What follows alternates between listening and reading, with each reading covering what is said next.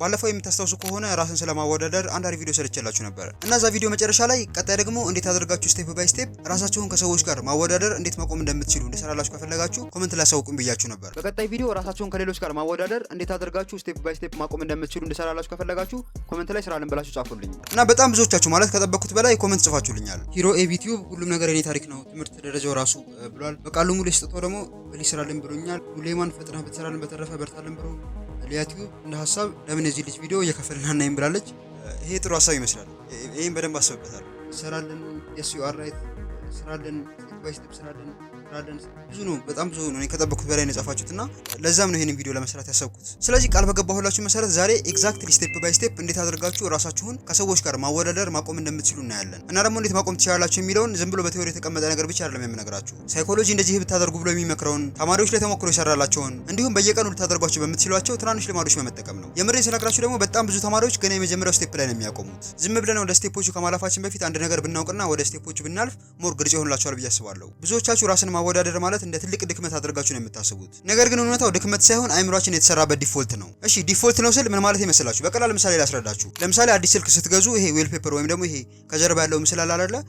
ያን ስልክ የሰራው ካምፓኒ የሁሉንም ስልክ አንድ አይነት ነው የሚያደርገው። ከዛ ነው እናንተ የፈለጋችሁትን ፎቶ መርጣችሁ የምትቀይሩት ማለት ነው። በተመሳሳይ ሁኔታ አይምሮአችንም ሲፈጠር ባይ ዲፎልት ራሱን ያወዳድራል። ግን ደግሞ የሚያወዳድርበት የራሱ የሆነ ምክንያት አለው። እንዴት መሰላችሁ? አይምሮአችን ያለንበትን አካባቢ ስካን ያደርግና እነዚህን ሶስት ጥያቄዎችን ራሱን ይጠይቃል። አንደኛ አሁን ያለሁበት አካባቢ ሴፍ ነው ወይም ደግሞ አሁን ያለሁበት አካባቢ ምንም ችግር አያጋጥመኝም ወይ ብሎ ይጠይቃል። ሁለተኛ ደግሞ እኔ ከሰዎች ኋላ ቀርቼ ይሆን እንዴ ብሎ ይጠይቃል። ሶስተኛውና ዋነኛው ደግሞ እኔ ከሌሎች አንፃር በቂ ነኝ ወይ ብሎ ራሱን ይጠይቃል። ይህን ራሱን ጥያቄ ወደ ትምህርት ቤት ስንወስደው ደግሞ ማን የተሻለ ውጤት አመጣ፣ ማን ነው ትንሽ አጥንቶ ነገር ግን በአሪፍ ውጤት ያለፈው፣ ማን ሲታይ ኮንፊደንስ አለው ይመስላል ብሎ ራሱን ይጠይቃል ማለት ነው። አያችሁ ችግሩ ደግሞ ይሄ ነው። አይምሮአችን ባገኘ ሁኔታ ውስጥ ያለምንም ምክንያት ራሱን ያወዳድራል። ከላልኩት ሐሳብ ግልጽ ከሆነላችሁ አሁን በቀጥታ ወደ ስቴፖቹ ማለፍ እንችላለን። ስቴፕ 1 በየቀኑ የምታዩትን ነገር ቀይሩ እና ቀጥታ ልንገራችሁ። ጠዋት እንደተነሳችሁ ኢንስታግራም ወይም ማንኛውም ሶሻል ሚዲያ የምትከፍቱ ከሆነ የምታዩት ነገር በሙሉ ሰዎች የተሳካላቸው ነገር ሲያሳዩ ወይም ደግሞ በአንድ የሆነ ነገር ጀምሮ ማለት ለምሳሌ ቲክቶክ ሊሆን ይችላል ወይ የሆነ ስራ ብቻ ወይ ፎሬክስ ሊሆን ይችላል ብቻ የሆነን ስራ ቶሎ ጀምሮ በአንድ የተሳካላትን ሰው ታያላችሁ። ከምንም በላይ ደግሞ ሰዎች ከካሜራ ጀርባ የሌላቸውን ኮንፊደንስ ካሜራ ላይ ወይም ደግሞ ለእናንተ ሲያሳዩ ልታዩ ትችላላችሁ። ማለት ያ ሰው እኮ ከካሜራ ጀርባ በጣም ፈሪ ሊሆን ይችላል፣ ነገር ግን ካሜራ ላይ ሲቀርብ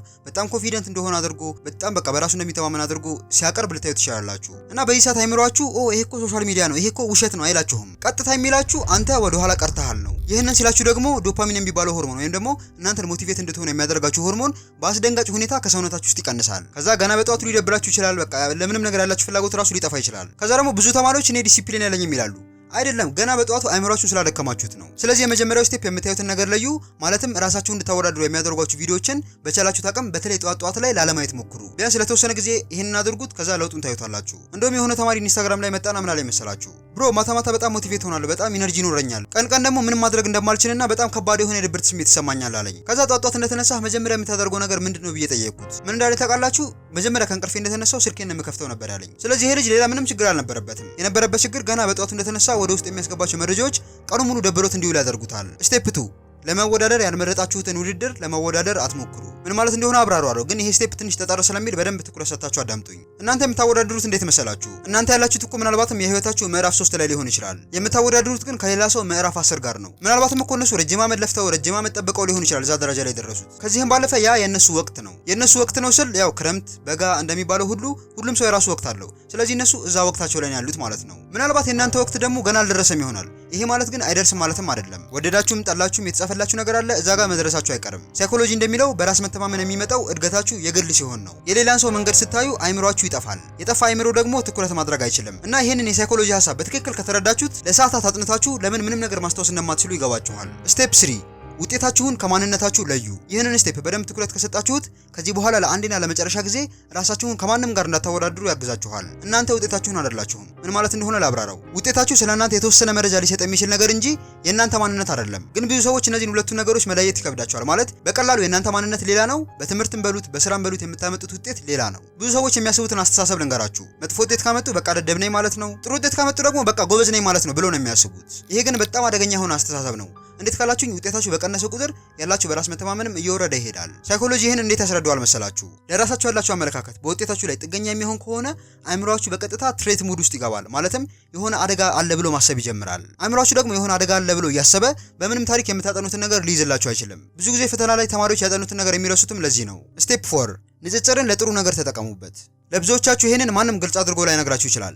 ራስን ማወዳደርን በፍጹም በጉልበት ልታቆሙት አትችሉም። ማለትም በቃ ከዛሬ ጀምሮ አቆማለሁ ብላችሁ ልታቆሙት የምትችሉት ነገር አይደለም። ግን አቅጣጫውን መቀየር ትችላላችሁ። ማለትም ለምን እሱ እኔን በለጠኝ ከማለት ይልቅ እሱ ምን አይነት ሲስተም ነው የሚጠቀመው ብላችሁ ጠይቁ። በዚህ ሰዓት ራስን ማወዳደር ከመጉዳት ይልቅ ብዙ የማታውቋቸው ነገሮች ያስተምራችኋል። በቅናተኛ ሰውና ቀናትን ለጥሩ ነገር በሚጠቀም ሰው መካከል ያለውም ልዩነት ይሄ ነው። ንጽጽሩ አንድ አይነት ነው፣ የምትጠቀሙበት አቅጣጫ ግን ይለያያል። ስቴፕ 5 የራሳችሁ የግል መመዘኛ ቦርድ ይኖራችሁ። ፈረንጆቹ ይሄን ፕራይቬት ስኮር ቦርድ ይሉታል። እሱም ምንድነው? ለማንም የማታሳዩት ያሳካችሁት ነገር የምትጽፉበት ቦርድ ይኖራችሁ ማለት ነው። ለብቻው ደብተር ማዘጋጀት ትችላላችሁ፣ ወይም ደግሞ ማንኛውም ኖትቡክ ካላችሁ እዛ ላይ መጻፍ ትችላላችሁ። እና እዛ ላይ ምንድነው የምንጽፈው ብላችሁ ከጠየቃችሁኝ ማንኛውም ማለትም ትናንሽም ሊሆን ይችላል ትላልቅም፣ ብቻ ማንኛውም የምታሳኩትን ነገር እዛ ላይ መጻፍ ማለት ነው። ለምሳሌ ዛሬ ከሌላው ጊዜ የበለጠ ረጅም ሰዓት ካጠናችሁ ያንን ትጽፉታላችሁ። ከዛ ያንን ሰዓት ባሻሻላችሁ ቁጥር ያንን ነገር እዛ ላይ ትጽፉታላችሁ። ብቻ በአጠቃላይ ማንኛውም ህይወታችሁ ላይ የምታሻሽሉትን ነገር ስፖርት መስራት ሊሆን ይችላል፣ መጽሐፍ ማንበብ ሊሆን ይችላል፣ ብቻ ማንኛውም ከራሳችሁ ጋር የተገናኘ ማንኛውም ህይወታችሁ ላይ ልታሻሽሉት የምትችሏቸውን ነገሮች ትናንሽም ይሁን ትላልቅም ይሁን ሳትመርጡ መጻፍ ማለት ነው። ይህንን እያደረጋችሁ ስትሄዱ ምን ይፈጠራል መሰላችሁ?